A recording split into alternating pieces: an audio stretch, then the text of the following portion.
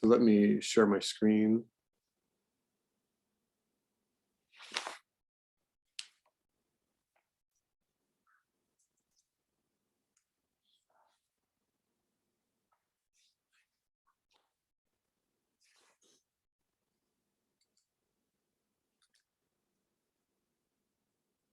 Okay.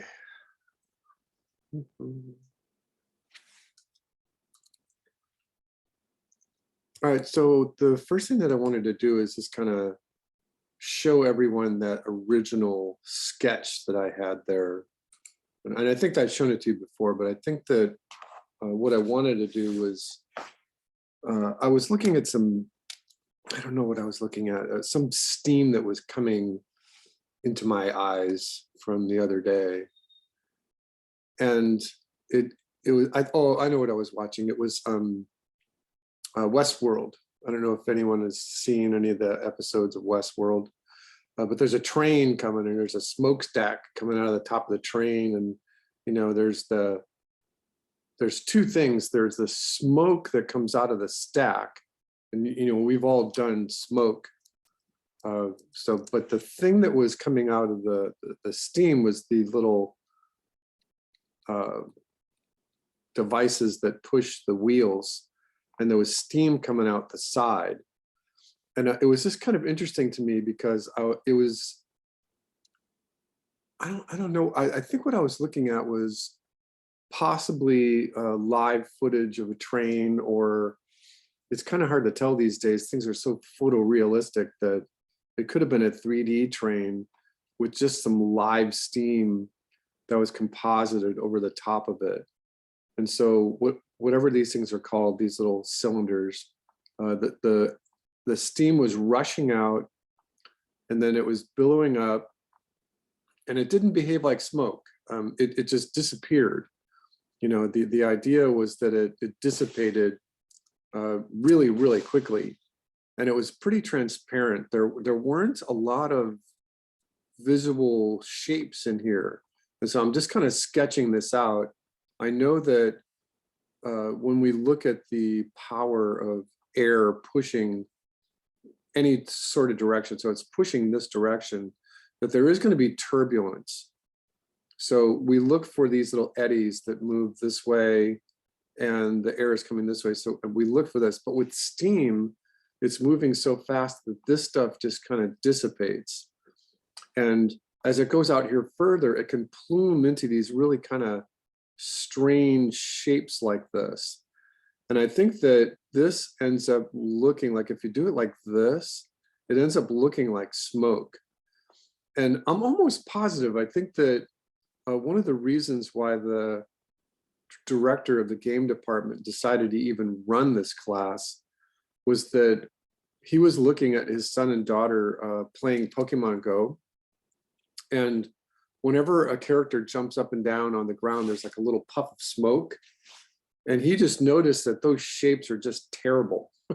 You know, they're procedurally generated, but they're just kind of ugly. Anyway, they look something like this. I think what the coders did for Pokemon Go is they took relative shapes like this, and then they just cut them.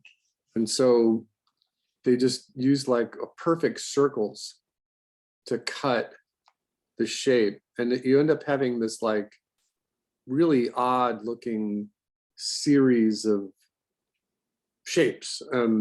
So anyway, let me see out of this.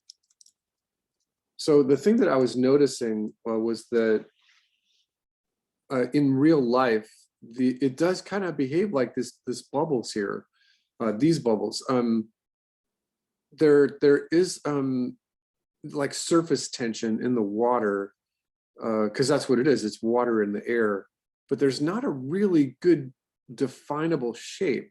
And so I think that I was right to do this for the game collab, to do it like this and to overlap them. I think even just I could stop right there, and I was like, something is happening. It is starting to look like steam just right there. Obviously, if we continue this push out here, the surface tension is going to cause a few little spheres of steam to dissipate out here. It's definitely going to have some sort of rise, coming out of the Westworld train, but not a lot. The steam just evaporates really, really quickly. And so when I look at this, it is very similar to what I've drawn right there. Hold on one second.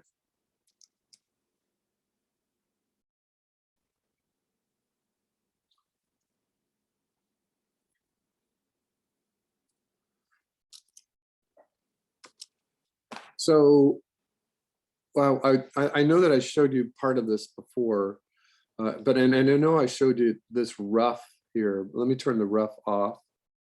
And let me show you what the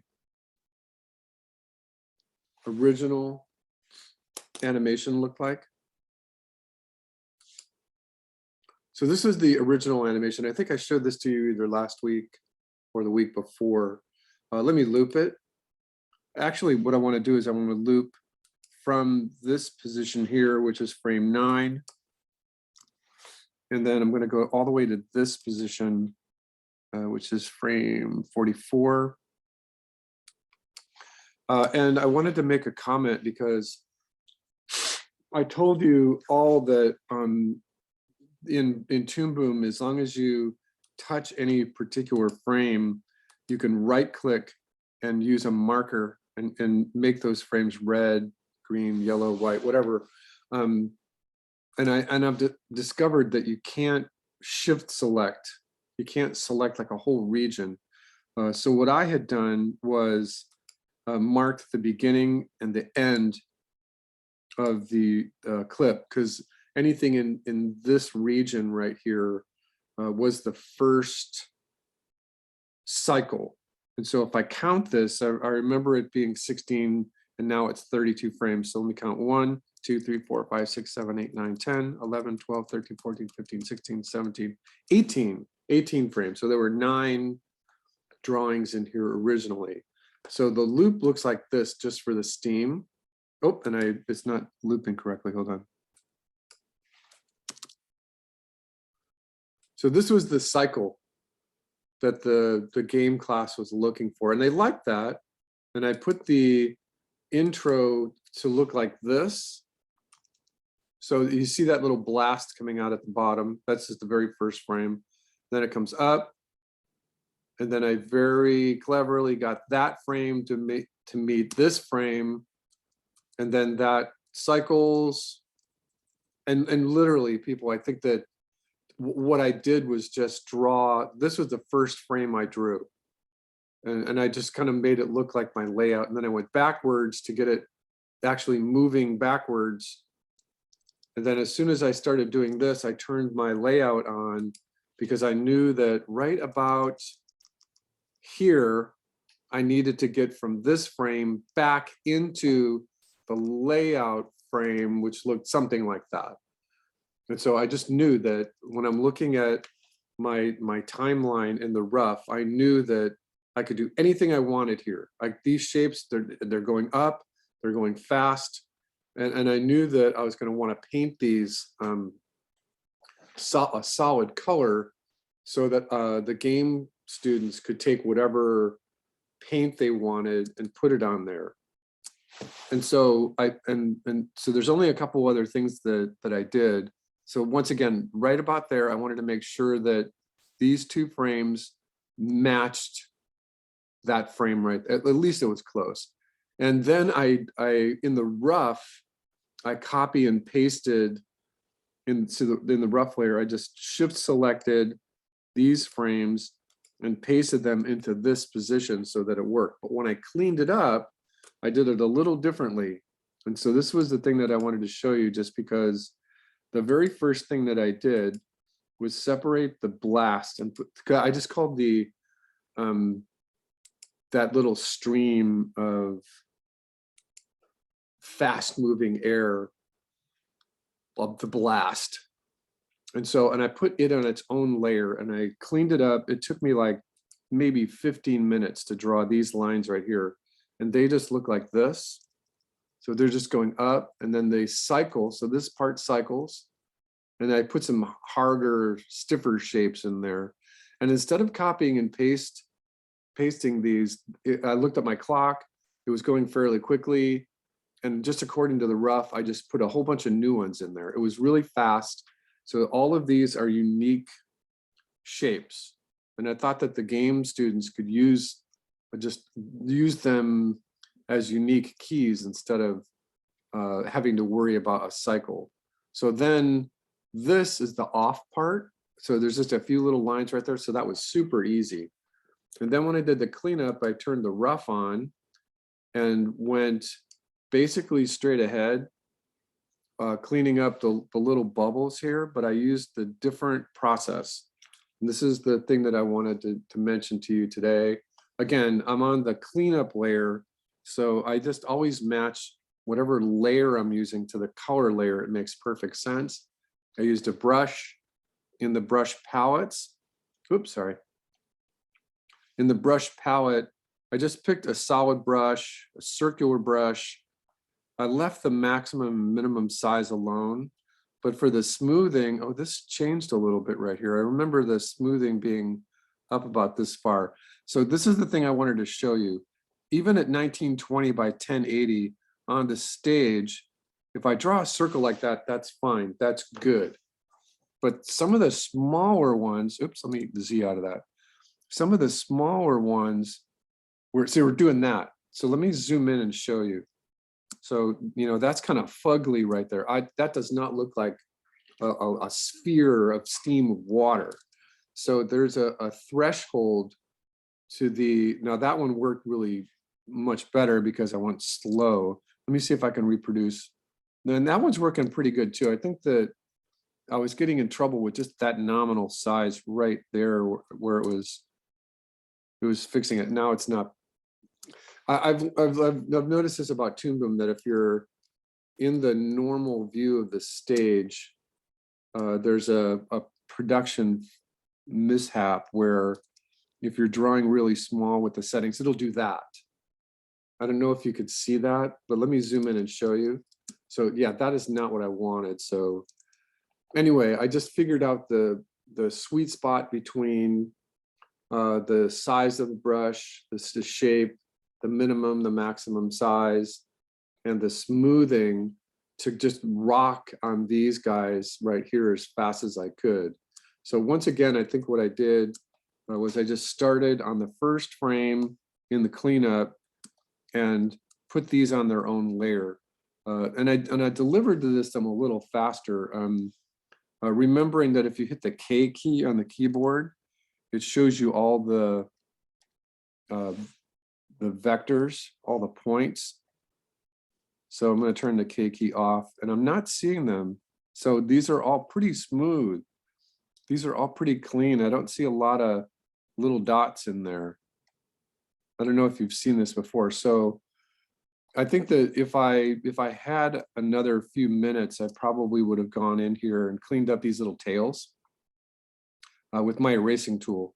And so just looking at this, I might have just kind of nipped some of these off of there, because I think too many of these sharp shapes don't look like water.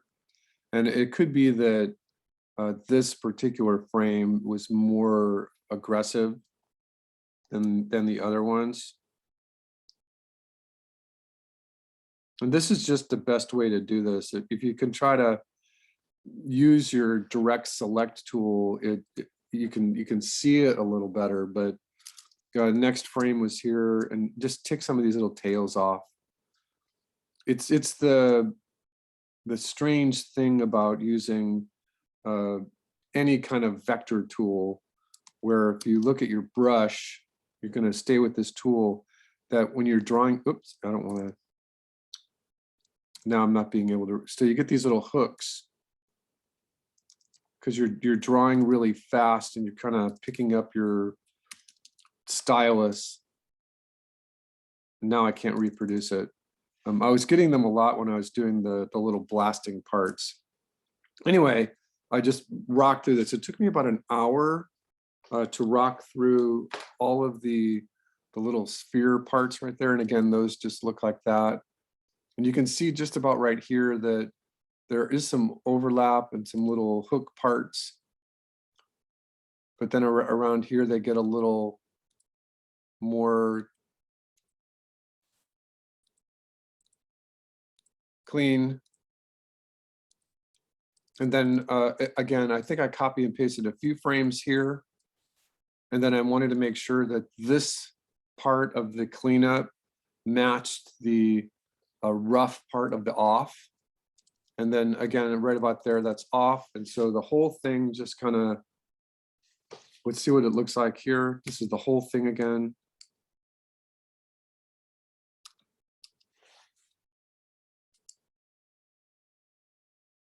And they'll be able to use the center part of this cycle however much they want. So anything between frame 8 and 26, they can just cycle that as long as they want. My intuition is that the collab is just going to use it like it is, or even diminish some of these interior frames right here. You know, that's it. I think that I gave them what they wanted. They'll just be able to use it wherever they would like.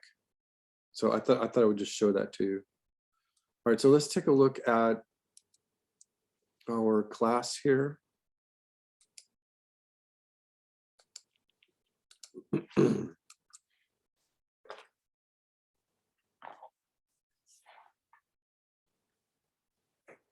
Obviously, painting it white and putting a transparency note on it is going to make it look a lot more like steam, and getting it so that you can paint different parts. I think that once the student who's directing this gets back to me, I'm gonna tell him that if you take that cycle and paint everything in that cycle just a light gray, and then put another copy of it over the top of it and shift the frames so that it starts in the middle and ends in the middle, and paint that gray, when you put the transparency, you'll see that there's going to be parts where the gray is a little darker and the gray is a little lighter. And it's just really easy. You're only using a total of 20 frames on ones at 24 FPS, and they're going to shift that to 30. I believe the game is at 30. And they'll be able to just use it wherever they want. All right, so I've got a water here. No, I can go back.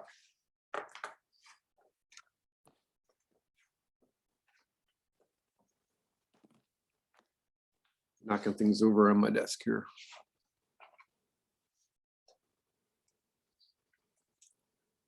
All right, Louise is not here. Maybe she'll be able to see the recording. Okay, so Louise, I think it moves like water. That frame is good right there. I think that what I would like you to do is embellish this just a little bit more. I think that you've got a direction started here. And so remember that one of the things we're always trying to do here is mimic nature. And so you started the contact point for the water here, which really literally means that there's going to be a cone of water. And if your projectile came from straight down, then this cone is going to be more straight up. If the cone comes like this, then that means the projectile comes like this, that means your cone is going to be more like this. So the water is going to flow more to the left. In your condition here, I think that it would be better if you had a higher rise in the cone, because then you have more to play with. And remember, what's happening is that you're getting these little beads of water to move on the arc here. And so when we look at yours, you have a little bit of rise. This is really chunky right here. I think that it's going to be better for you if you can still use this arc right here, but it's going to be better for you to follow through on the arc. So just from what you've drawn, your cone is wide and short here, but you need to follow through on this arc. And you can see that the other thing that you would want to do is maybe make this less chunky. So from what you've got, I think that it's going to be better if you just give yourself a little bit more of a water shape to it. Make it just more a refined kind of shape. And this is one of those things where it might be easier to just redo it rather than trying to fix it. You have to pick. But once again, I think that the projectile of these little droplets of water are going to go all the way out here. And remember that once these droplets of water hit the surface of the water, it's best if you put the ripples, and you need a main ripple too. Remember that in my demo I did a bunch of different shapes within the water itself, so you can paint those a different color. So you'll be using a total of 4 and not just 2.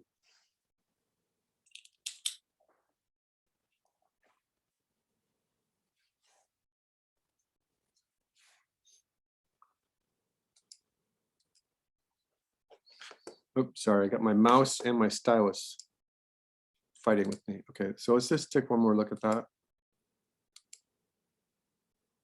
I think it's okay, but I think it's gonna be better if you get the water to move. Hey, clear. To move all the way out instead of just up and straight down.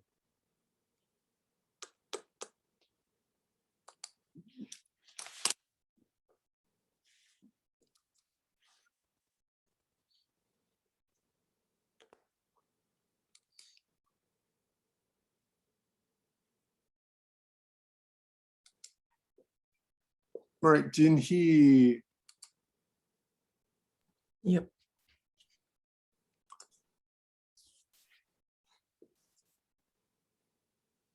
Okay, this is looking really great. Let's put the loop on.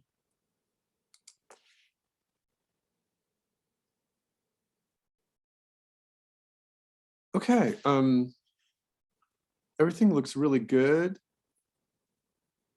Yeah, all I did was redo the fire. Yeah, and I think that you might have redone that really close after class last Friday, right? Yeah. Yeah, because I think I saw it, and I was going to save the comment for today. Yeah, it's looking really good. There's only 2 things kind of that are catching my eye, and they're just nagging little details. Okay. In the composition, for me, for my eyes, we've got a horizon that's just about right here. And so if we just put a grid over the top of this, just your initial perspective grid.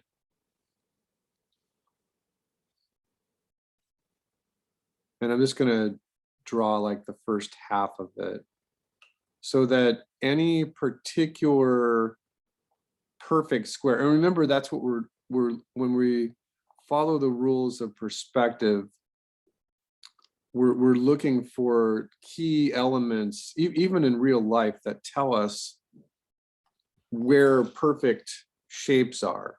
And so if I look at the center of this square and I do the radials so that the perfect circle is going to be like this in perspective.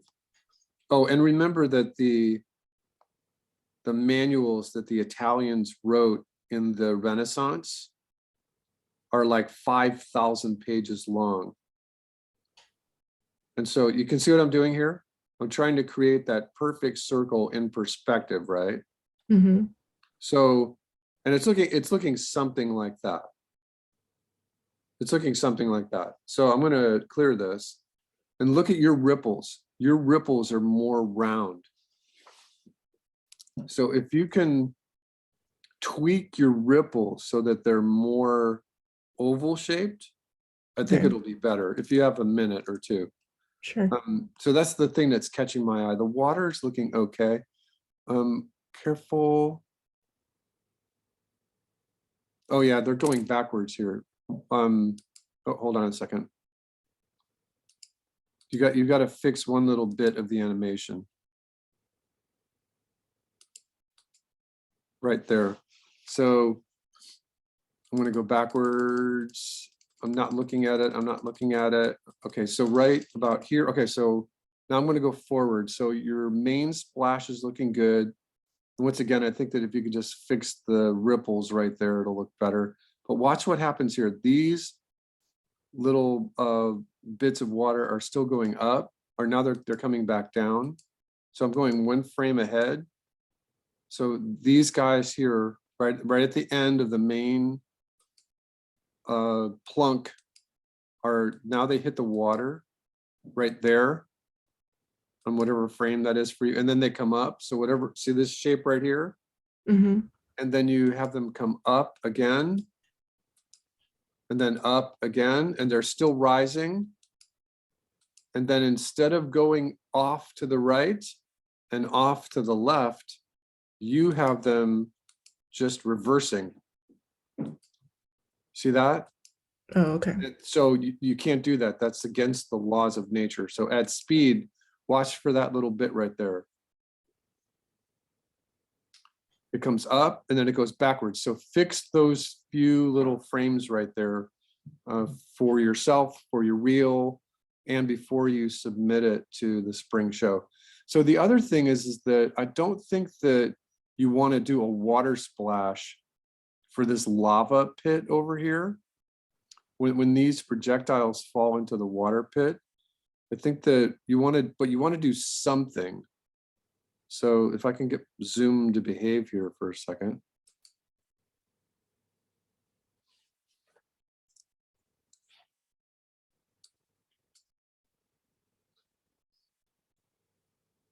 Come on, Zoom.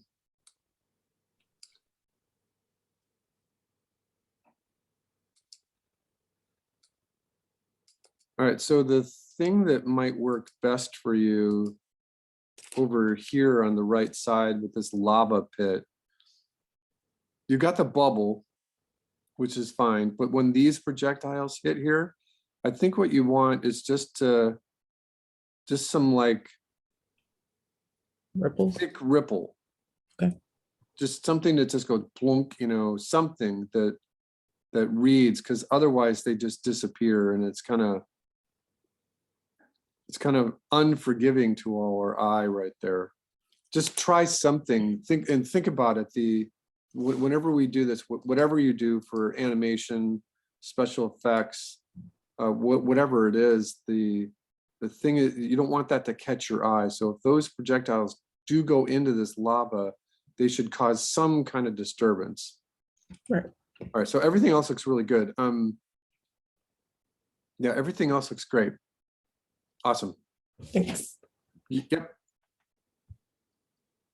All right, and I see a new one down here, Isaiah. This is a layout for your final.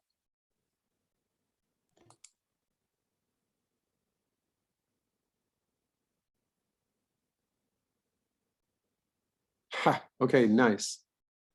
Let me, okay, good, that's still sitting there. Let's look at this one more time.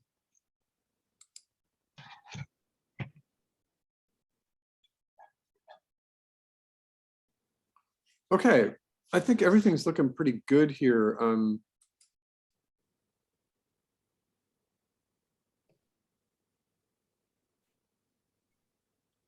So you want the frog to be alive or dead? Oh, I don't know. I'm not sure. I think I thought about having it like move around a little bit, but that doesn't take much time. So just have it. Well, I think that his eyes are alive. Okay. But it could be one of those things where he's dead, but he's not cartoon dead. He's real dead. So I think that what might work is that if he's just kind of floating up and down a little bit. Okay. And the little circles inside there are floating up and down a little bit opposite. So if you look at my hands, you know, you could just do that, right? Just, you know, or you could do the thing where he's, you know, doing this. He's just going left and right and left and right.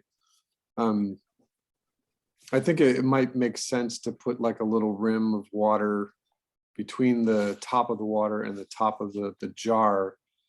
But the reason that I mentioned it is because as soon as the orb explodes him, right, that it might be fun to play with him coming alive. Okay. Yeah. Right here at the end. And I think your animation, right? Yes. Yeah. So he should be like, oh, you know, Okay. and it's up to you whether you want to have him hop off the screen, which will be fun. You know, I think that if you go just to the electric internet and just write 2D animation frog jump, you'll see that there's just put drawing in there. That his main, and this is like the beauty of a frog, is that the main volume of the frog is going to move. I don't, he could take an anticipation. He could certainly take an anticipation, but frogs are notorious for just kind of exploding off the surface. But because their legs are trailing behind them, it definitely reads as stretch. It's definitely reading like stretch. So it's a place for you to really play with the idea of stretch, and then you're not going to see the squash because he would be off the screen. But if you wanted to put the squash in, you could use it as an anticipation. So it might be fun if he's just sitting here and, you know, ribbit. You're gonna have to extend your shot just a little bit more, but that's okay. Because so if he's just sitting there, now he's alive, right?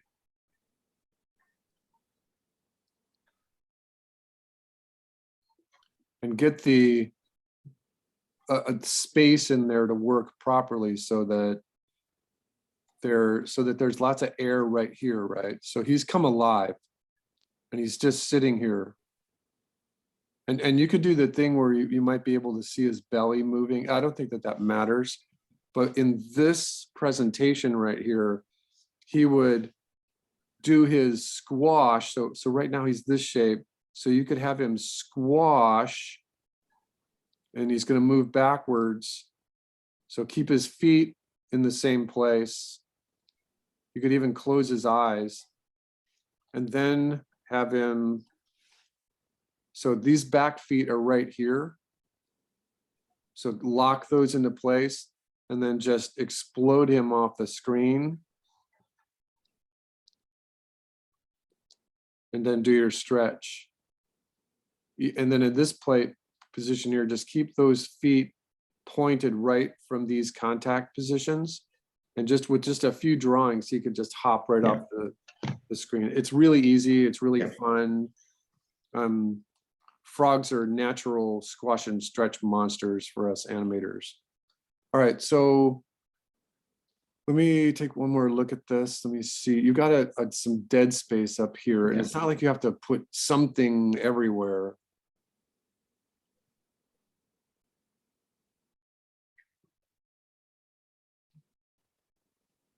All right, so maybe just a little crack in the glass that's right here. And it might, let me just take a look. You've got the orb. So make sure that when you're drawing the orb on the back side of this window pane, that you separate the background. So you're going to use like a dark blue or a dark blue-gray card in the background, and just build yourself a rectangle for your window that has a transparency node on it that's like in the 20s or 30%.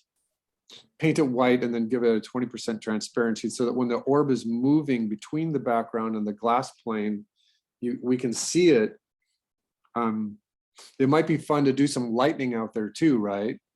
You know, you just do a white, black, white flash, and then the orb just appears. So the orb has come from like the plasma realm or something like that. And then it moves around. It could even do a thing where it's like, hey, you know, I've appeared in the world here. Oh, look, there's the lab, crash through the window. All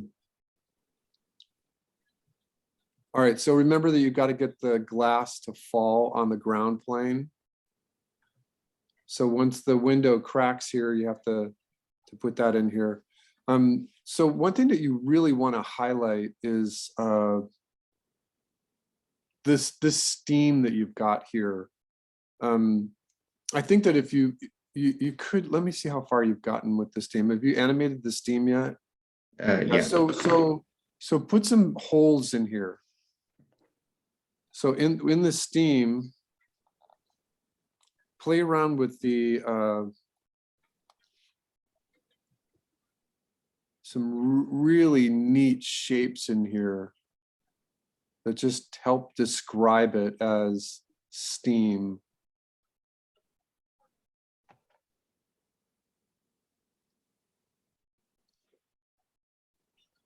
All right, so you've got this space up here, just in terms of composition, you know, you always think about your rule of thirds in cinema.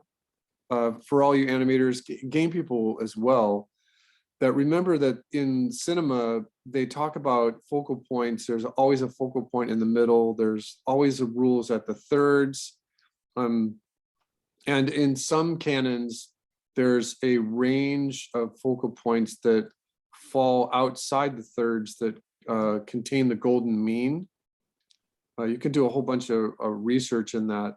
But the thing is that in cinema theory, they're going to tell you that this is written in stone, but then they're going to tell you not to use it because it's obvious. If you are trying to be Wes Anderson and putting things right in the middle of your screen, or that you're always putting things on the cinematic thirds, you'll get like aesthetically busted as an artist. So one of the things that you can play with is, where are your focal points? You know, what are the things that are causing the viewer to have an eye, right? I think that in animation, we talk about leading lines. And so you've got a lot of things working towards the center point here, but there's some dead space up here. And so I think that you want to just kind of, hey, look, you've got everything covered. There's a little bit of dead space right here and here, but this is a big dead space. So I'm just challenging you to be creative here. What can you put in here? I'm not sure, but it is dead space. And in terms of just a final, you're trying to just tell everybody how awesome you are, right? So do you have anything that you can think about right now to put there? Yeah, just what just look at more like chemistry lab reference and maybe some shelves and things, or like maybe like a sink or something. Well, if you put shelves up there, you know, something comes to mind immediately, that if you have a frog here, that maybe up here, instead of just a box that's hanging from the ceiling, like a bunch of shelves. And remember, one of the things that's just catching my eye right here. Come on, zoom, pay attention. Zoom, wake up. Is that this line right here should really intersect with the seam in the wall. But I think what you're going to find better for you is if you just use either one shelf or a series of shelves.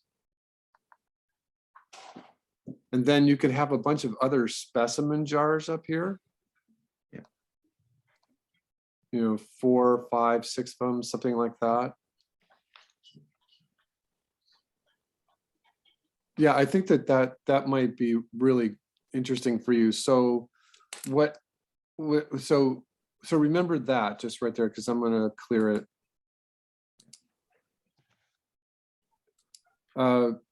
When the orb comes in and explodes the jar that the frog is in, I think it's important for you to animate the frog at some point, but your orb goes away. Right after he shoots it, the orb goes away. I think that what might work for you is if you do a different kind of blast up here, and that there's like 2 fairies or 1 fairy in a jar up here. So he blasts the frog, the orb is still sitting here cycling, the frog jumps off the screen, and then the orb blasts one of the fairies, and then the fairy can just go right and then left off the screen to leave a bunch of fairy dust, right? A bunch of pixie dust. I think that might work out really well. Yeah, and you've discovered that this little cycle of the flame is really easy, right? It's like, it's oh my God, how easy can it possibly be? A first grader can do the animation for a candle flame. It's really easy. Yeah. All right, and then just don't hesitate to think about whatever else should be in the composition. Okay. You know, posters on the wall.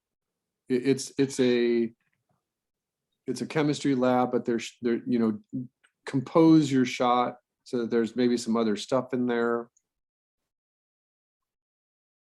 maybe some lights, something like that. But it's looking good, and you have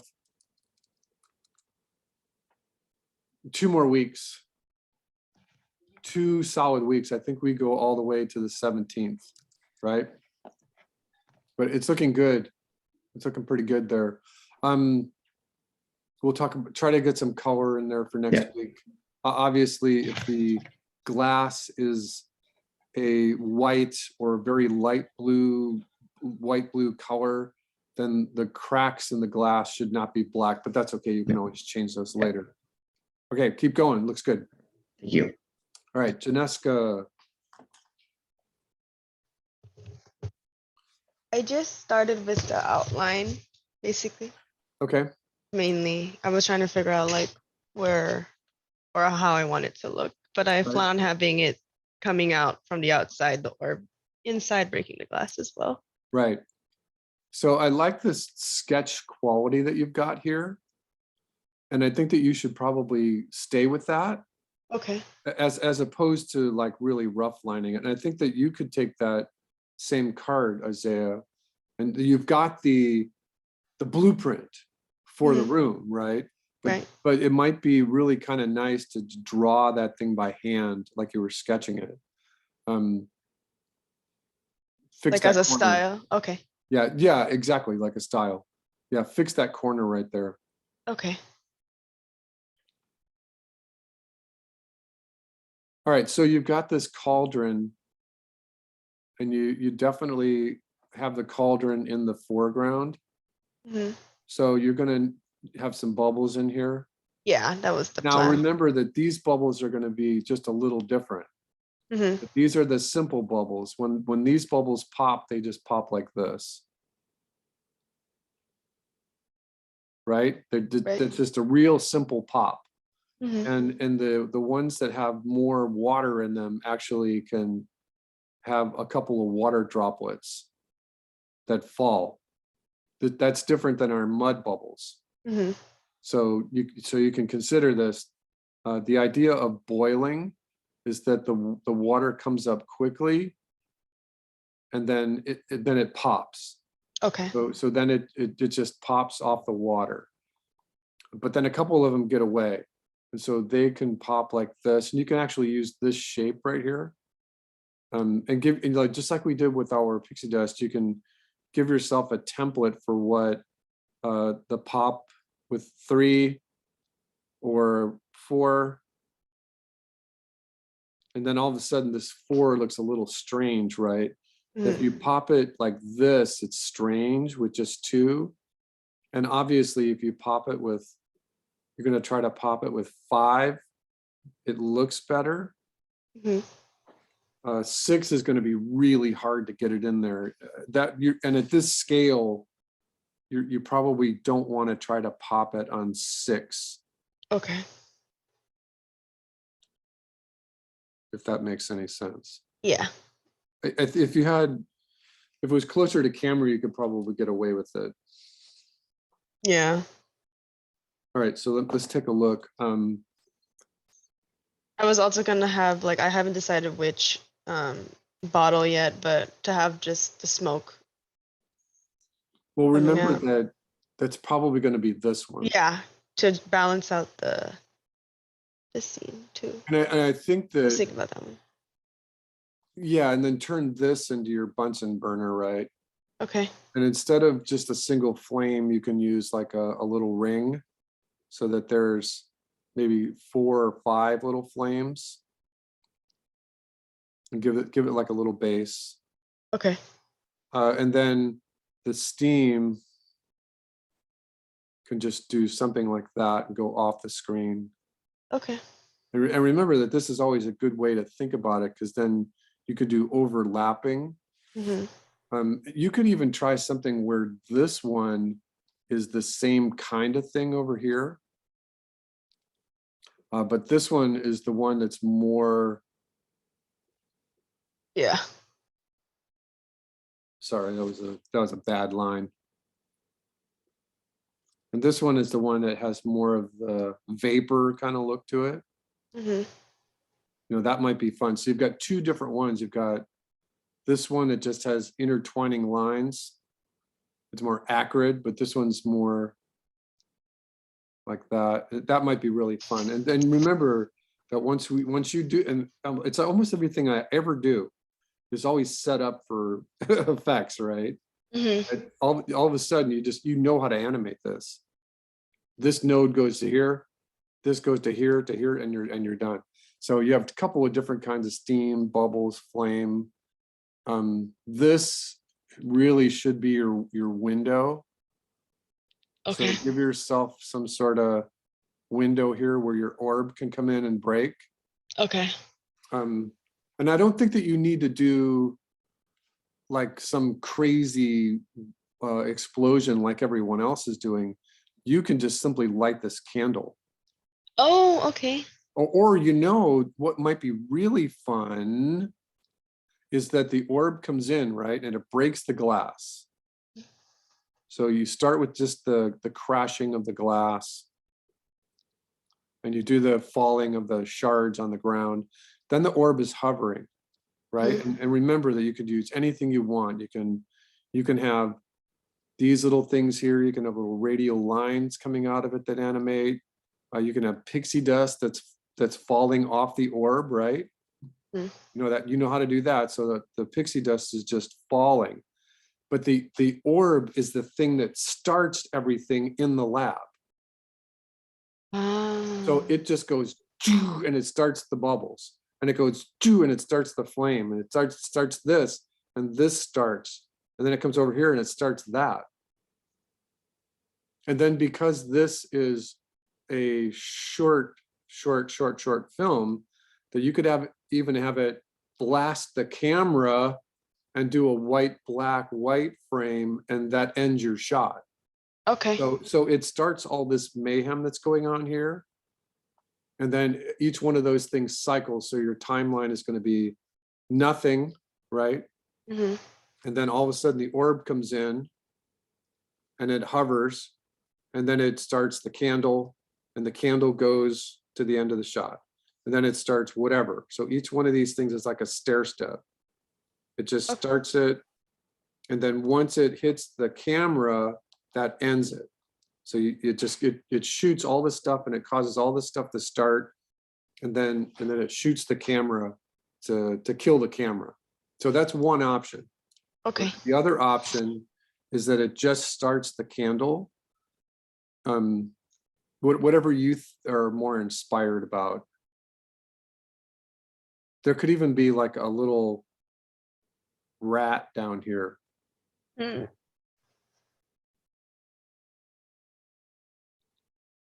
And he's just minding his own business, right? Mhm. And he zaps the rat and it just, you know, or it explodes. It doesn't, because Isaiah's frog just went off the screen to the left, right? Mhm. So you could just explode this. You could just, it shoots the rat and kills the rat. Okay. Yeah, and try, let's just take a look. What I'm gonna do is, you all have access to my effects board, but you don't have access to any of these other boards. So let me just take a look at the storyboard. And what I'm looking for is line style.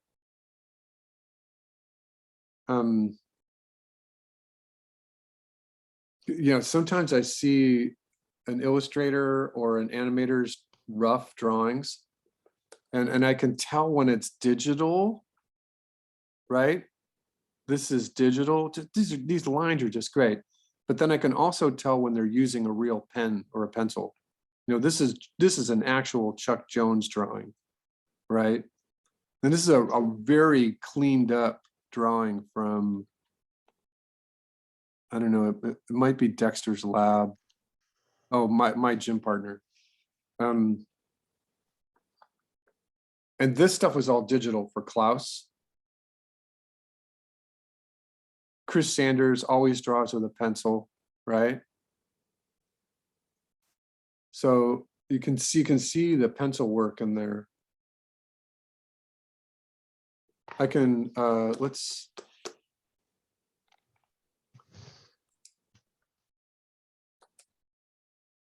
So I'm going to put this link in the classroom.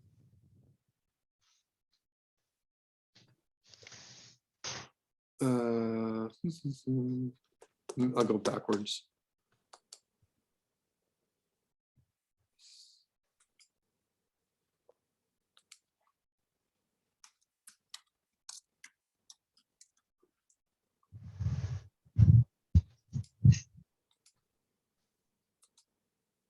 All right, so there you go. So that's the story link.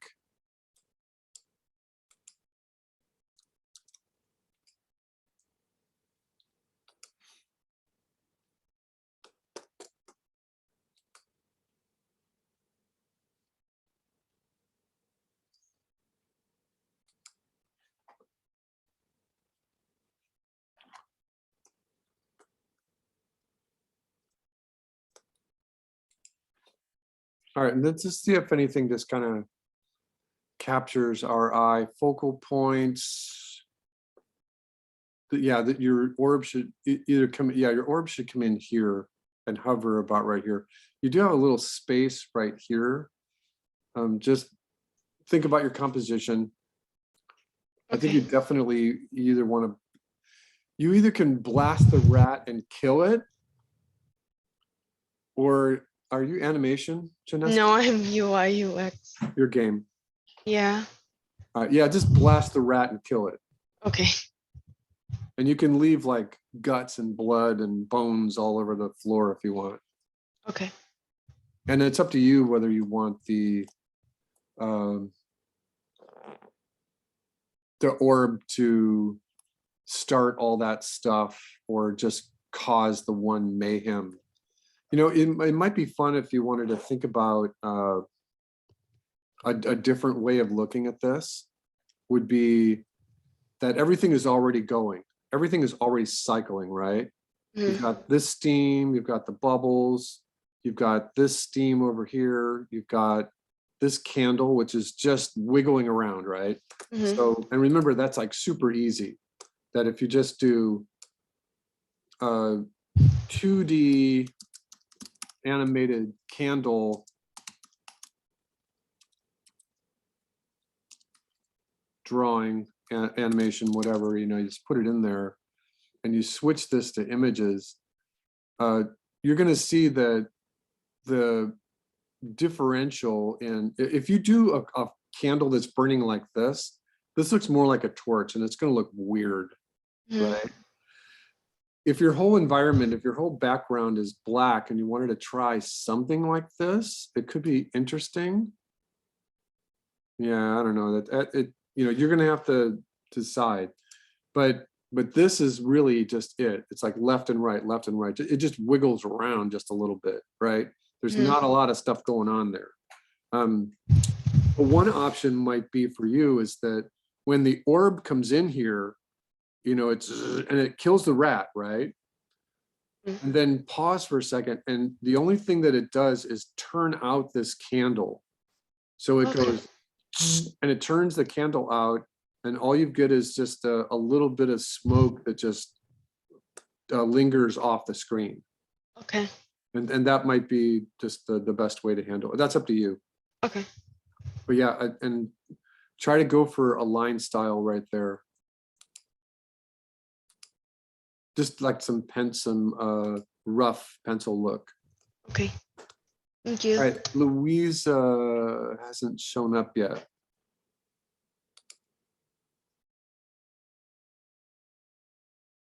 All right, so this is looking pretty good here for your final volcano. So I think that this is interesting for you all, the idea of her doing the smoke. She's handling it just a little differently than the traditional way I present it to you. I would like to say that what you've got here for the lightning hitting the top of this mountain causes the projectiles to go into the lava pit. That's fine. So this mountain here is not the volcano, but this one is. Louisa, when you see this, the thing that I would recommend is, again, just scale. This volcano here is at least a half a mile, somewhere between a half a mile and a mile away. So that means the smoke coming out of this volcano is way too fast. I think that this lava is fine in the front, cycle it just like this, have the lightning hit this, and so this smoke here is fine, but then just extend the cycling for the entire volcano clip and slow this down. If it's on 4s, make it 8s. If it's still too slow, put it on 16s, and then go back in between it a little bit. Okay. Jordan. Yes, I'm here. Hello, hello. Hello.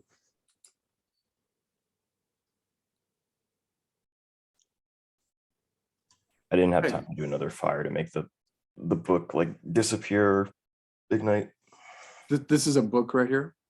Yeah, it was just all like pretty roughed out, so Okay. I was planning on changing it. I just wanted to see if I could have like I guess a general composition, Okay. all the different elements.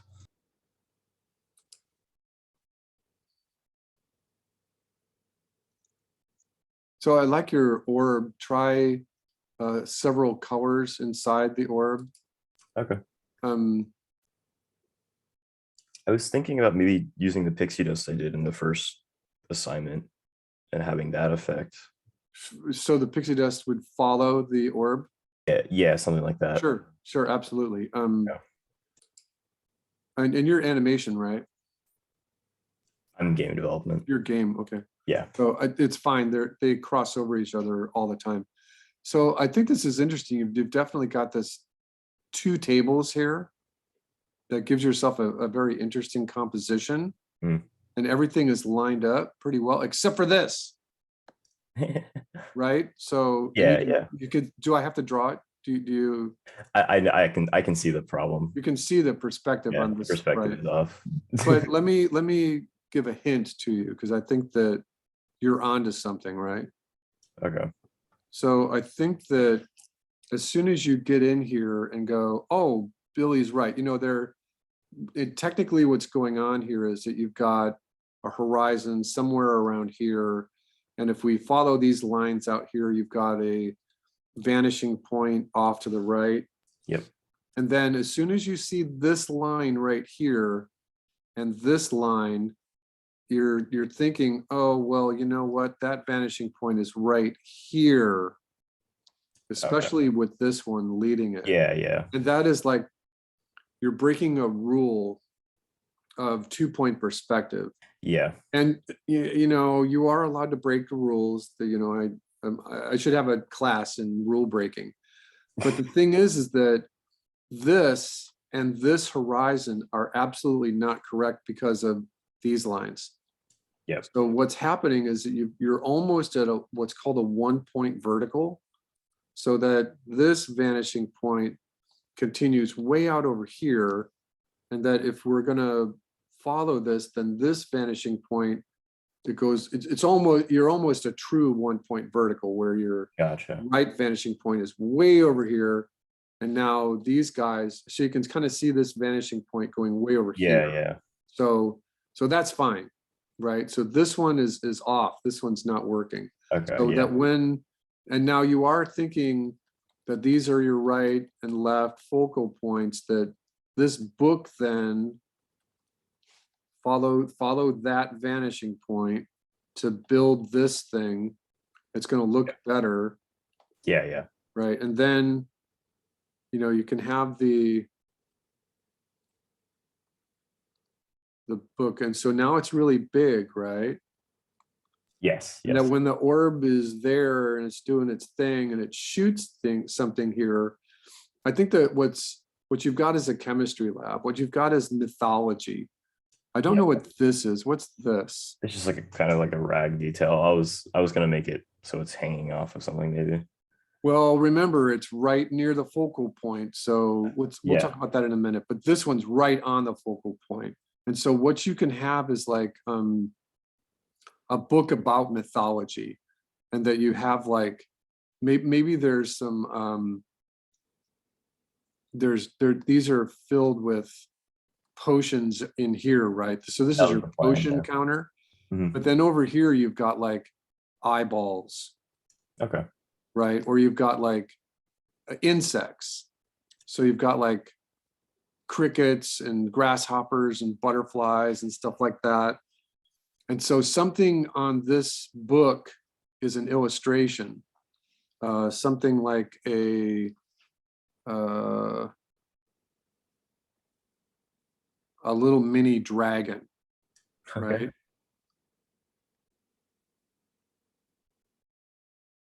You know, so I'm just going to allude to it like that. Gotcha. There's just like a little mini dragon. Yeah, like- and then like you got silhouette of words. And so you know where I'm going, right? Yes, I do. So Like that, a summoning book. for but the thing is that if your game, this little animation here is just going to be extra. So Okay. what you can do is you can think about this dragon coming to life as a special effect. So the Mm. orb blasts it, and then it's got the, you know, the radial explosion. You can do the white, black, Yes. white in just an area like this. So you don't need to do a white, black, white over the entire frame.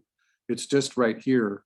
Okay. And you know, the other thing that might be is that because your game is that this dragon rises off of the book and just becomes a little bit more clear.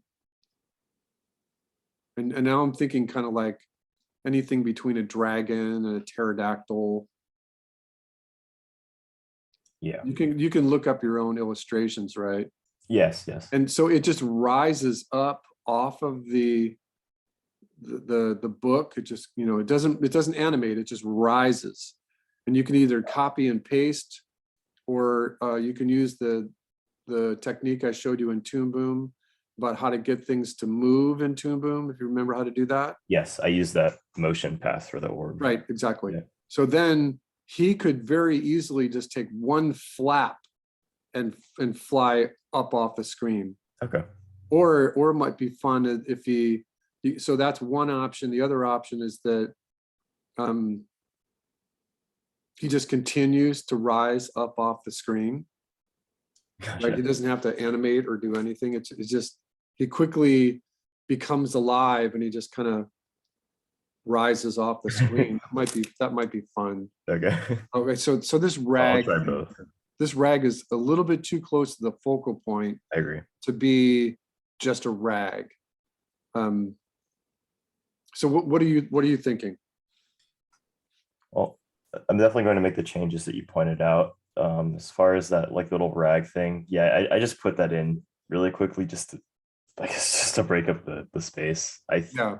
I'm thinking of I'd probably extend it more or make it a larger looking prop if I were to keep that. Or alternatively, I could maybe find something for the empty space in the bottom right. I could like for instance, I could extend the table out off the screen if I wanted to. No, don't do that, I because don't think I I did like that. the Yeah, I lines do you've like it got. too. Um, I'll probably put like a scroll or something of that sort. Maybe like some books near it.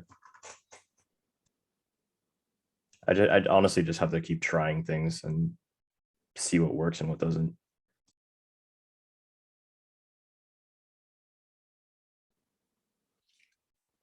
well, you've got this dragon coming to life. Yeah, And it's not like everyone in the whole class has to have the orb shoot twice. But you could have some cycling effect that's going on right here. good idea. Yeah, You know, let's just take a look at, I was gonna cycle some like bubbles or water inside of the vials. I too. just want to get the lineup, glass, beams, mud, water, bubbles, plasma, explosions, tornado. Okay, that might be a little strange, right? Yeah, maybe. Um, well, think about it. You've got this whole area right here Mhm, to think about. I agree. Yeah. You know what might work is if you set it up so that there's a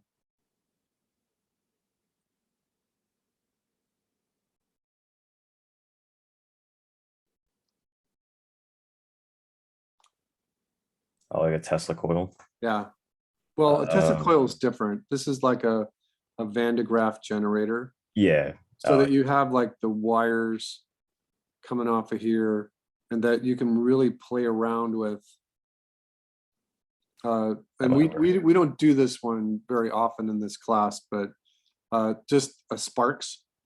Yeah. That's too big. Yeah. I don't want it to So just. and it might be too far away too, but Okay. this is really easy. You just draw. You're drawing a lightning. Basically, you're drawing lightning that just cycles over and over again.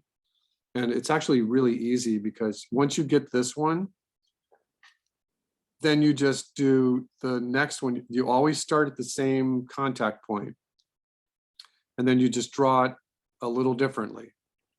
Sometimes opposite works, right? And then you can figure out how many frames you need to actually get at the cycle. Mhm. And just don't have any two in the same exact place.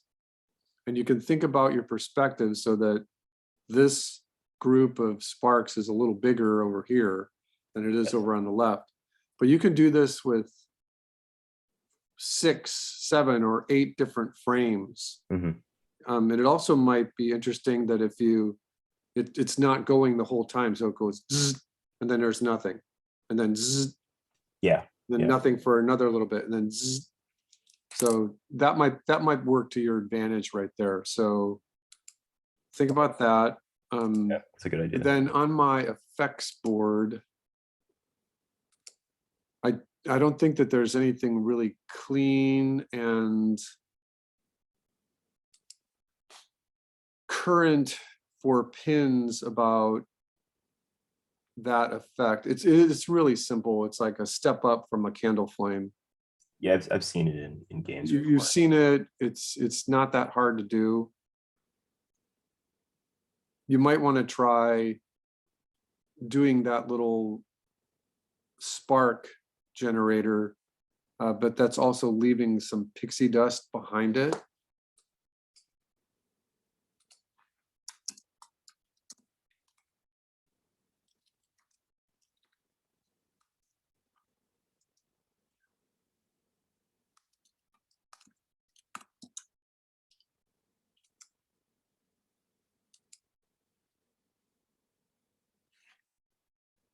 something like this.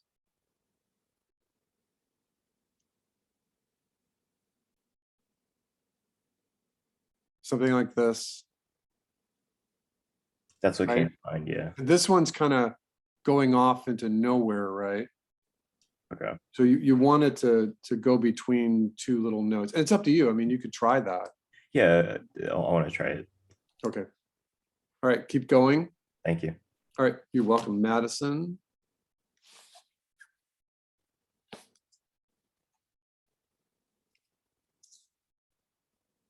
Okay.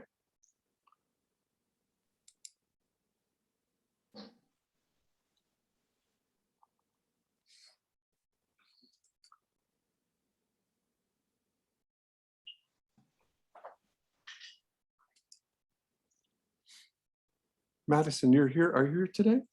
Yeah. Madison, okay, I didn't hear you. All right, so I don't want you to be done with this like right now. We do have a Okay. couple more weeks to keep Yeah, going. I was just like it had slipped my mind and I just like freaked out. I was trying to get something in there. Make sure I had at least a base in. Right. So I think that what you have is, you know, when we talk about cinema, we talk about composition, layouts, all that fun stuff. It is fairly common to have a horizon right here. So what that does is it does make this little chemistry beaker is definitely sitting on a circle or a square, but we wouldn't know because that is right where the horizon is, right? So that is your horizon. And I think that what you are alluding to here is that there is a vanishing point, maybe way off to the left. And then it's always a good idea to keep your vanishing points off the composition as far as possible, because that just gives you a normal camera lens, a normal view. The closer that the vanishing points are to the center, the more that you have like a 24 or 20 or 15 millimeter lens on your camera. And so this one is kind of behaving to it right over here, but I think it might be better for you to bring this table down just Okay. a little bit so that we can see more of the top of it. And then that gives you something to work with here. And it's pushing the action and title safe areas a little bit, but that'll give you Yeah. something to work with right here.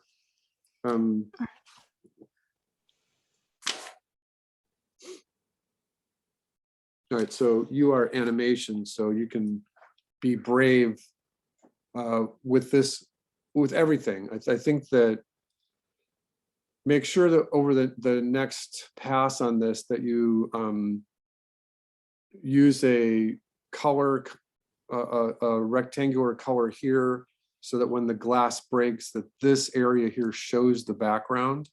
Yeah. So you use a rectangle that just has a, in Toon Boom, you're just painting it a color and giving it a transparency.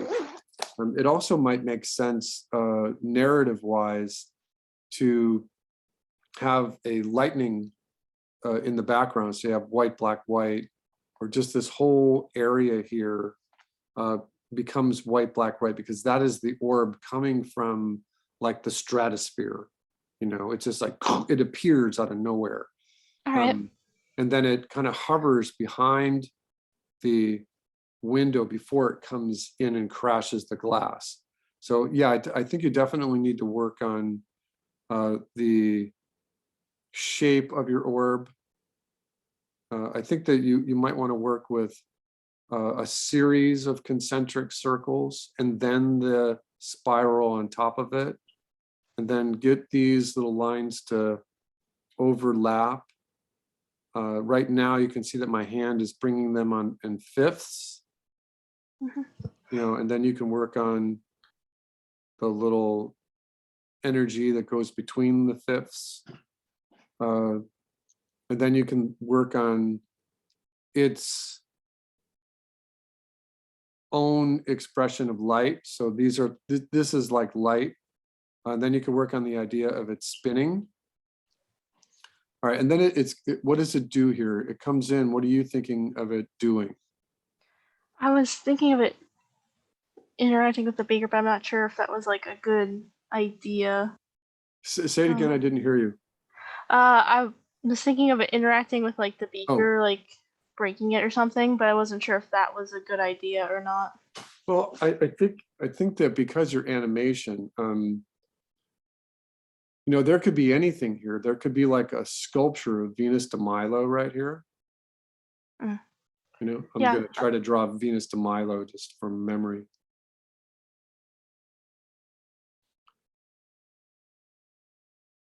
And you could take this take on it right here is that, and the only reason that I thought of that was that kind of fills up this space a little bit, right?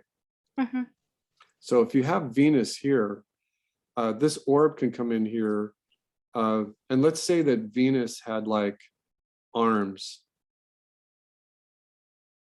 right? And and maybe she had some like headdress on or something. And that when the orb interacts with it, the arms explode. And then it becomes the Venus that we know, right? Yeah. Oh, damn, I can draw in the Google, but I can't. Let me get out of this.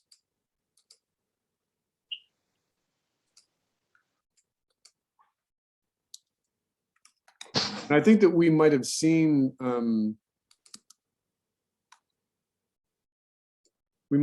this in Disney's Hercules, where I think that they played on that. It's not exactly what I wanted.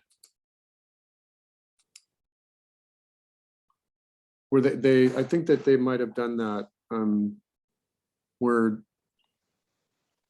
the Hercules did something and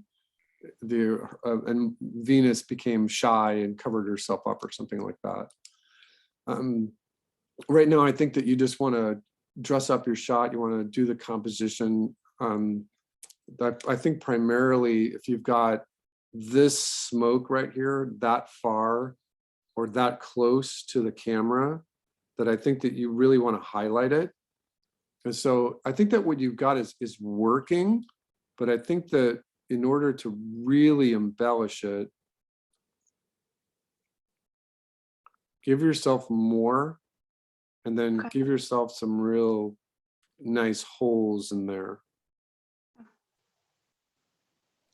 And it moves slowly, right? Yeah. So this node goes into that node. These two nodes go into this node, so that it's more lyrical and it moves really slowly. But then remember that you've got, it's not technically a focal point, but you've got this, and as long as you extend this, this will be okay. You do have a little space right here. So just think about what this looks like on your show reel, what this looks like on your website, on your portfolio. But definitely redesign your orb. Okay. All right, I don't know if my computer is behaving here. Hold on. Oh, there we go. All right, let's take a break. Let's take 15. And when we come back, I'll look at the next column of stuff. I saw that there was other stuff in there. Sounds good. Take a break. Here's All right, let's continue. I have the suspicion we're going to end a little early today.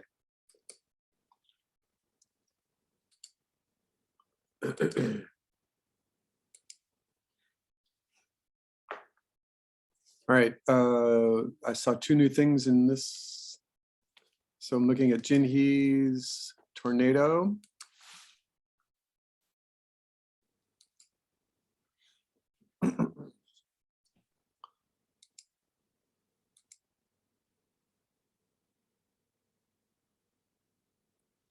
There's a bug on my screen right now, John. That bug off my screen. Okay, so Jinhee, this is looking pretty good here. Right. I think what you need is just a couple of things. I'm studying it here. Yeah, I think that what you need is just a couple of things. One is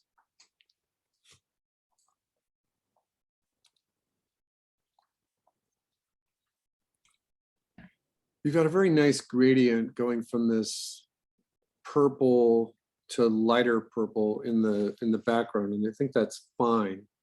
But what you need is, and this line right here is still an issue, right?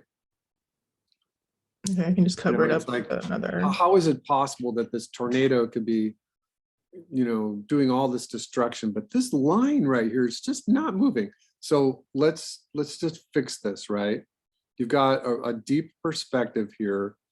What you need is a cloud bank that is about right here. And I draw it like this because that is the continuation of that oval. See it right there? Mm-hmm. And so build that in there. And technically it doesn't have to move. I think it might be easier if it just wheeled around a little bit. Remember, we talked about this concept in animation called a moving hold. And that's specific to animators. You are an animator, so you should know what a moving hold is. It's just where you trace back. Right. So you could take this bank of cloud right here, this oval of cloud, draw it once, and that is C1. And then you trace it back, and it's C2 and C3 and C4. And all the way down the timeline, you put this on twos. So, and then you could just play these randomly. C1, 3, 4, 2, 1, 2, 1, 3, 4, 1, and it just wiggles around. Okay. And so what you do with a moving hold is that you try to trace this line back as carefully as you can. Have you seen the cartoon Ed, Ed, and Eddie? Yeah. So when they did their moving holds, they very aggressively took the line that they were drawing and then just screwed it up. And so there was a lot of movement in the details of that line.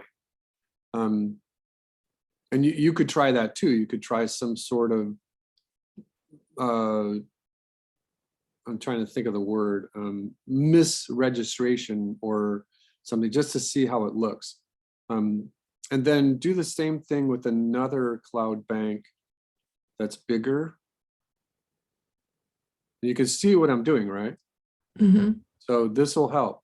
And then, so this one is opaque, and you can kind of make it a little bit more transparent the further away or deep in perspective that you go. I think you need that. I think that you definitely need to bring that into the atmosphere that you've created. Now, hopefully your ribbons and your core are on a different layers, right?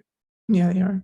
So then with this same exact concept right here of these clouds, because remember that these clouds are whirling around right with the main tornado, is that this one, you're going to want a bank, oh, hold on. You're going to want a bank of clouds that are on top of the core right here. And so what you're going to need to do is register it to every single one of these drawings of the core, right? The core tornado, and then overlap it.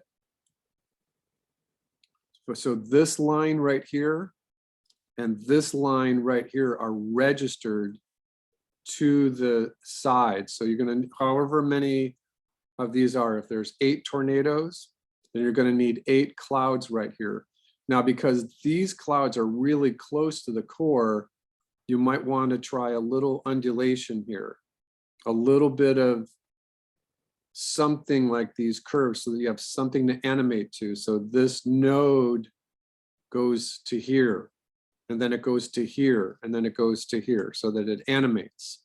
And again, you could use eight of those clouds right there, but they have to overlap right here. And now you can see, now that you've got this one, on this same layer here, you might want to do another ribbon up on the top.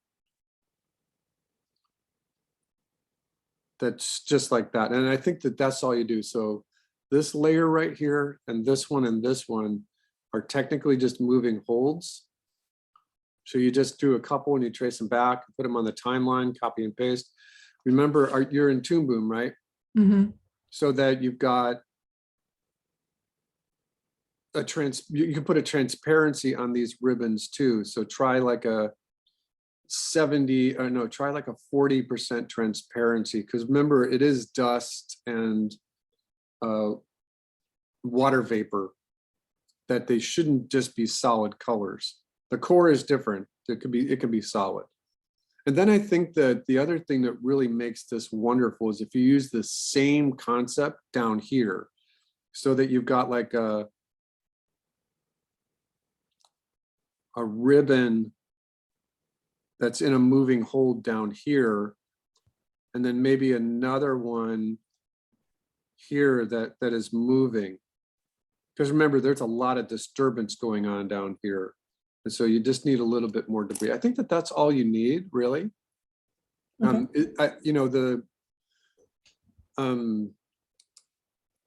The LMS is not playing this like a pure loop. There's a little delay right there. Does it look okay for you? Yeah, when I play it on my laptop, it looks fine. Yeah.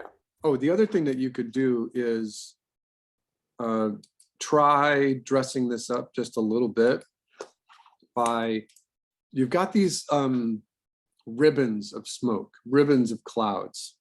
And I think that that's fine. It reads, it's reading pretty well. You can go back to the effects board, but what you might really need is some really thin ones. So just like on this one right here, try just some really thin ribbons of smoke and clouds that just kind of, you don't need a whole bunch of them, but everything has kind of got that same middle look to it, right? So these bigger clouds that I just suggested up here are the big fat ones. Now just try in just a few strategic places, just a few that are just real thin strings of smoke. I think that's all you need. All right. All right. Yep. All right. Let's take a look at this one. Isaiah, got a new version of your electric sharks.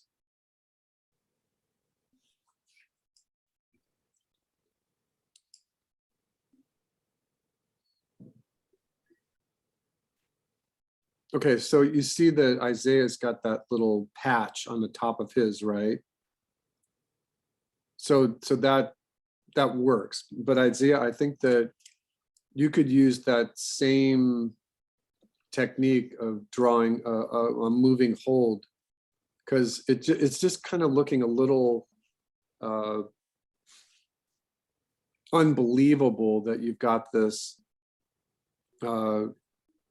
light purple and dirt colored clouds that are moving, and hopefully for you they're moving pretty well, but there's a big contrast between them and this darker gray that you have in the upper clouds. Come on, zoom, pay attention, zoom.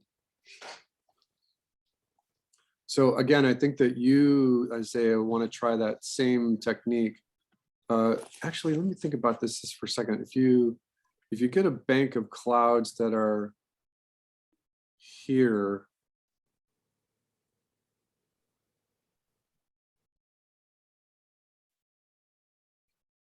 yeah, I think that you can get a bank of clouds here that are just moving in a moving hold as well.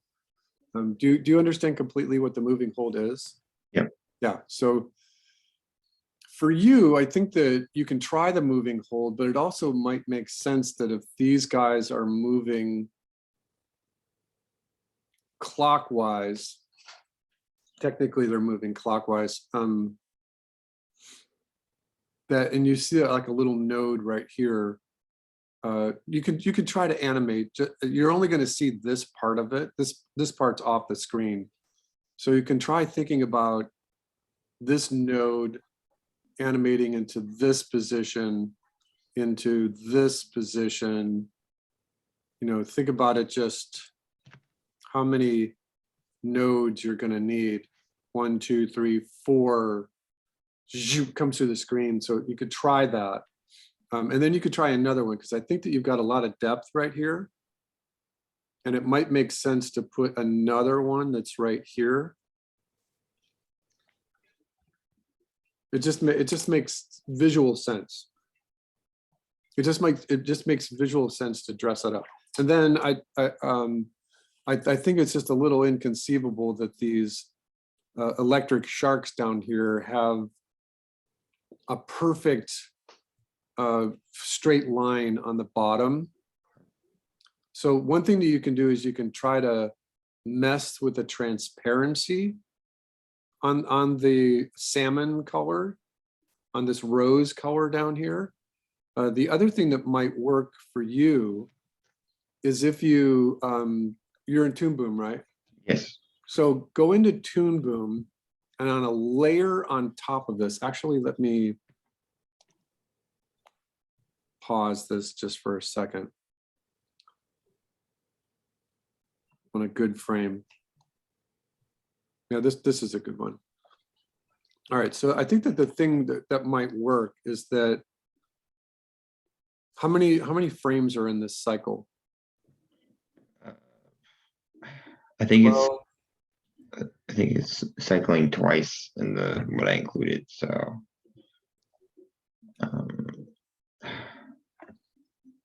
well, I don't have any brushes. Do I have brushes? I have a pencil. So I think that might work, is if you use a stipple brush in Harmony, and just imagine that this is like a really fast river of air that's just disrupting the stuff on the ground, right?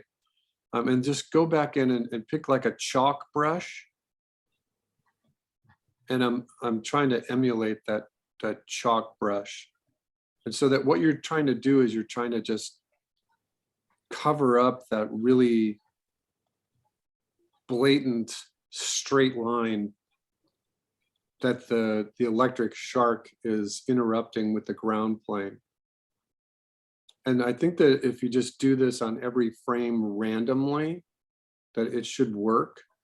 It's kind of like the pixie dust idea, where if anything is in the same place, it's not technically going to animate. And even this white color is working because it has a nice little contrast to it. And if you're using the chalk brush in Toon Boom, what I've just taken a minute and a half to do here, you can do just very quickly. So now once you've got that, you can put a transparency on it, you can put a blur, you can put a glow on just this level. And so that what you're trying to emulate is dust, but you're not drawing shapes of the dust, you're just drawing the impression of the dust itself. Try that. And I don't think you need to go this contrasting in white. You could use a little bit more gray, but that'll help that shot.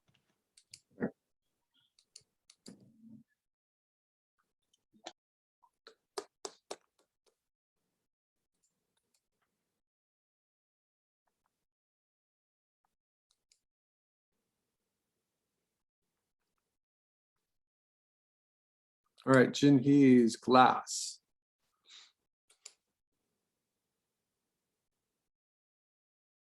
Okay.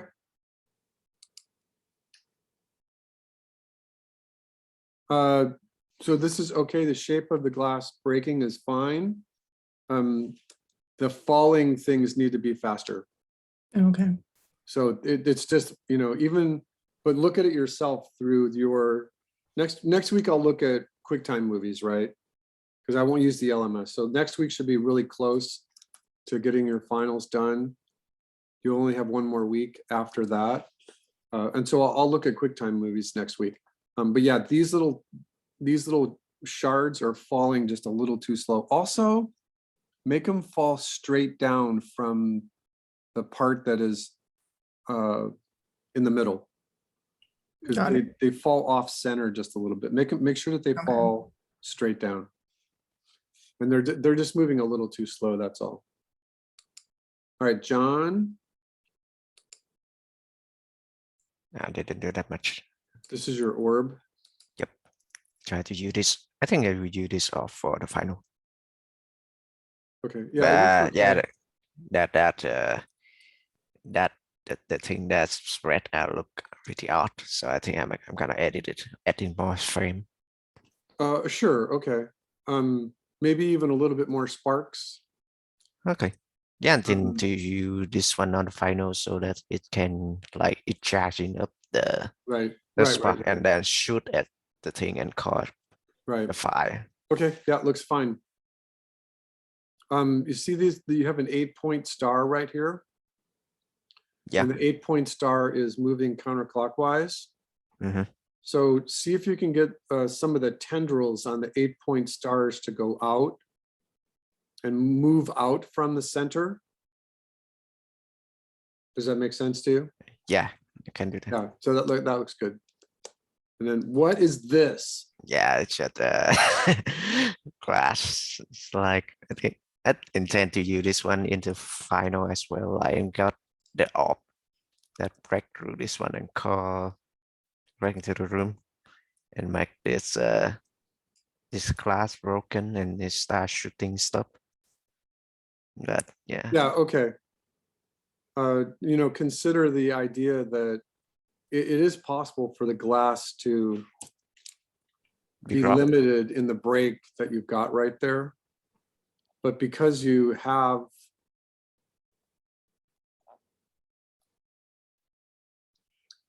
some room to play with, consider, you know, a couple of these going out a little further.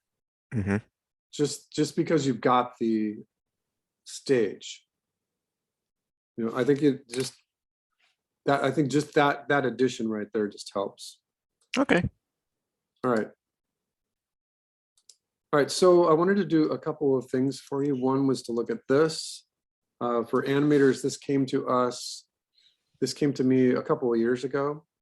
And this is just a really nice, I think this was week 13 for their final. This was not the finished version.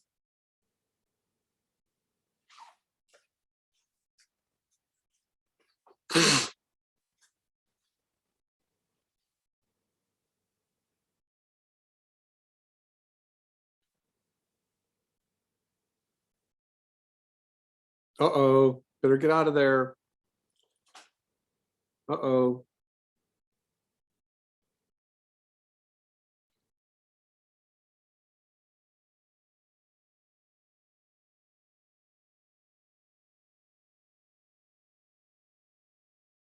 Nice, right? Let's take a look at that one again. So that was a 37-second final. And I think that this was close. The fire's good. You know, this is what we call about that moving hold. This is just trace back. And that's really simple. It's a nice expression of rough animation, good storytelling, good anticipations, good isolation. Everything has its own place in time and space. A good reaction right there. All of you animators should know how to do a reaction. And then an extra reaction, some steam. I think it needs some holes in it. And a good narrative of that character coming back up. Perfect, right? So yeah, this is a nice final. I just wanted to show you. All right, and because of that, I forgot to plug my drive in.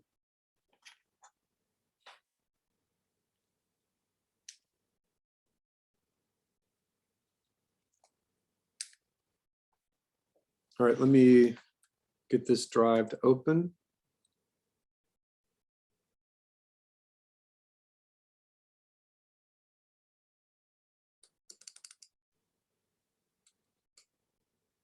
All right, I was looking for something yesterday.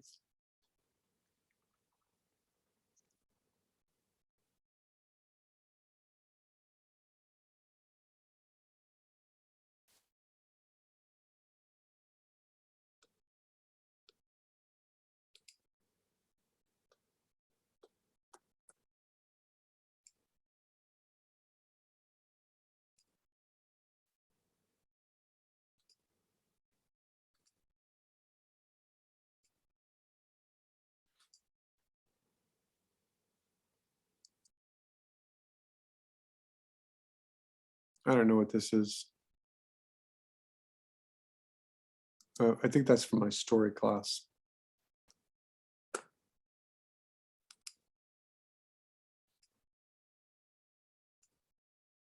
Oh, that's empty.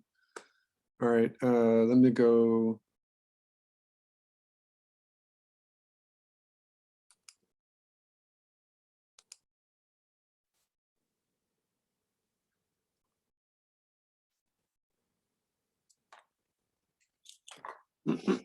Oh, here we go. All right, so let's just take a look at some of these other finals. All right, so remember that this was, the student was kind of taking my cue about the Joe Gilland example where he has the campfire and the water and the smoke. I think it's fairly successful.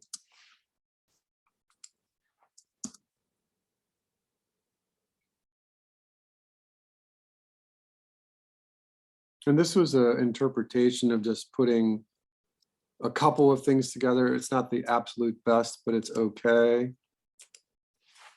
Oh, we already saw that one. So today it's good just to look at a couple of ones that are,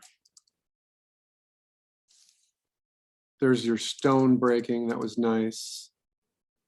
Again, I think the whole trick here is getting the illustration working. And so that the effects are great, but what pays off is what the actual final illustration looked like.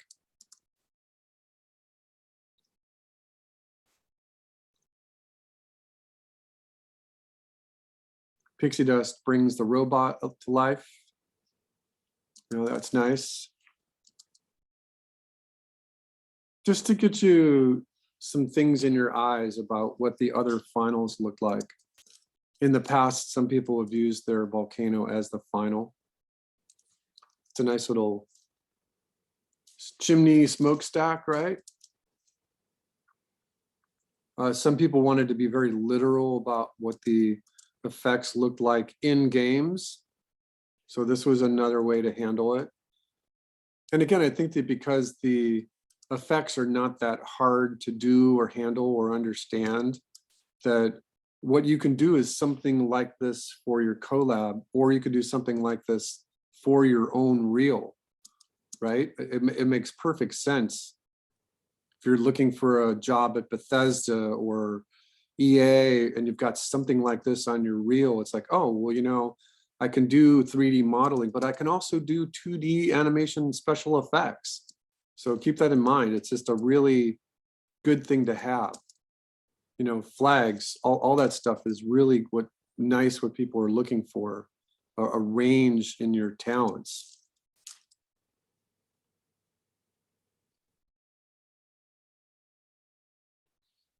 You know, my animator is taking it more toward towards a narrative point of view. Okay.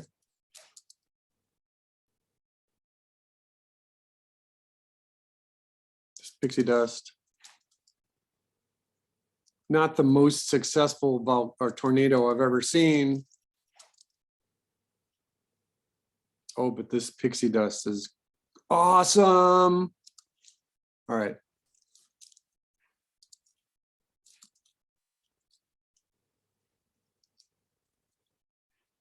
We've seen this one before.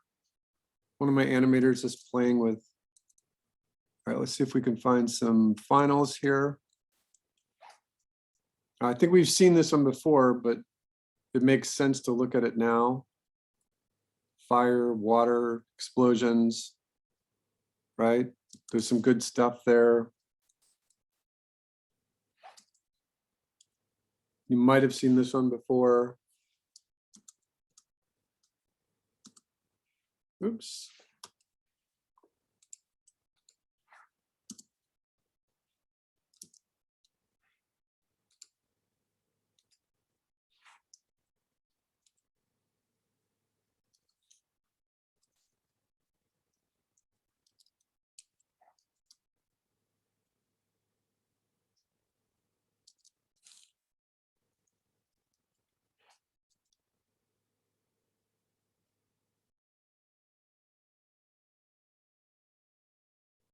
All right, you guys all okay here? You getting the idea?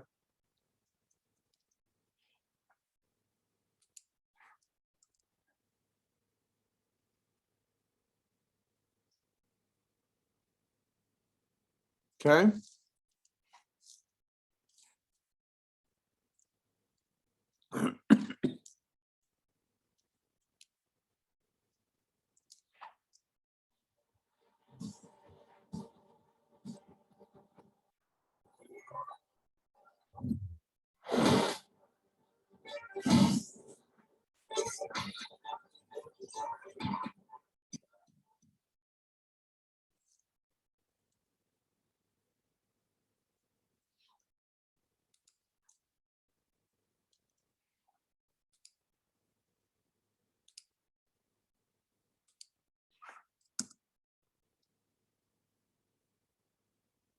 Not quite the best one, but it's good to see stuff that's in the sea level, right?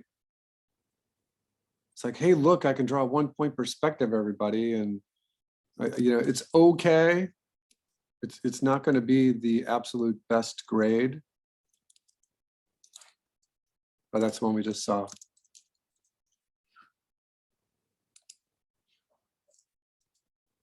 Oh, we saw that one too.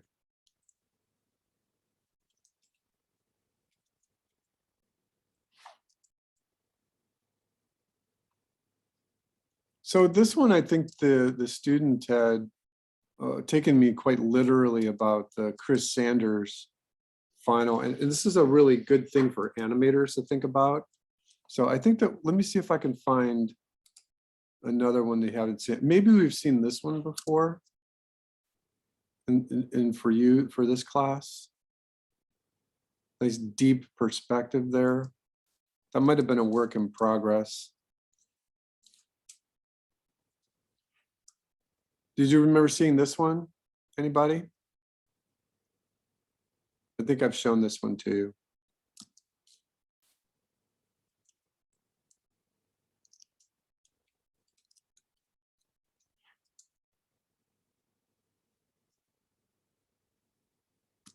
It's kind of nice, right? A lyrical narrative quality to it.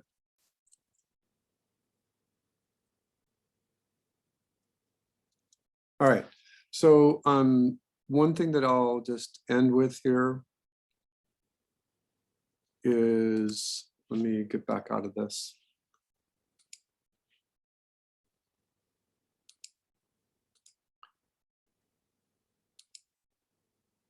I wanted to just go to that one for, especially for animators, that if you wanted to make things more narrative, more character-based, then what I was talking about was the Joe Gilland, and I'm going to give myself just one more second to find it here. So I'm going to go back out here.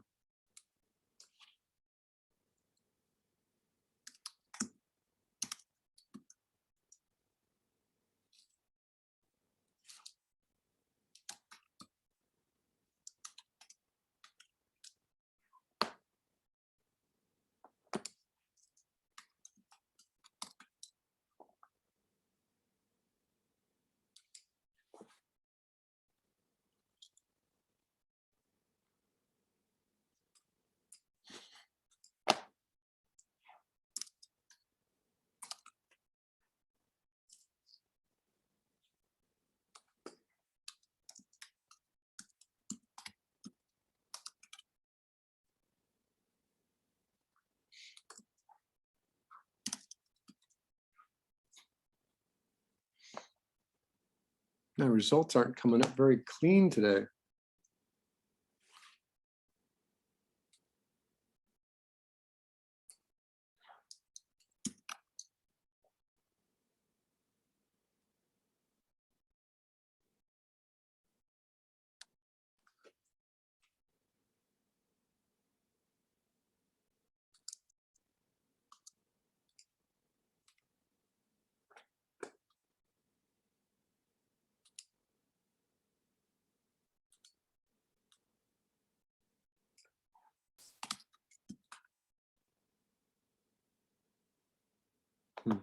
All right, I'm not gonna, if I find it, I'll just put it back in the class and send it to you. You've seen it before, I just wanted to put it back in your mind's eye. All right, so remember just a couple of things, everybody. We've got, next week is the last week that you get to show me progress on anything. So I think that if I looked at my grade book, you're all doing very well. There's nothing that anybody needs to go back and fix their flag. No one needs to go back and fix their pixie dust or anything. But like I said, some of you need to adjust your tornado a little bit. I think the volcanoes are all done. And just remember when you're doing your final 4, 5, 6 different effects, this is the one effect that does not cycle. It is more narrative. It's just you start and play. And just dress it up, make sure that the composition looks good, that the illustration itself looks good. And so that is what you're concentrating on primarily. And then in the narrative, make sure that it now has a good pace, that it's okay for there to be places where there's nothing happening, that you're waiting for the orb to come in, a flash of light. So use your time on your timeline wisely. You don't have to crowd things together. It's okay to have a 20-second, 30-second movie where there's lots of pauses in the narration. All right, everyone okay? Yep. I will put the recording of this up in the class shortly, and I will see you all next week. John, stay away from those ants. Cool. Yep. All right, we'll see you next week. Thank you. Take care. Okay.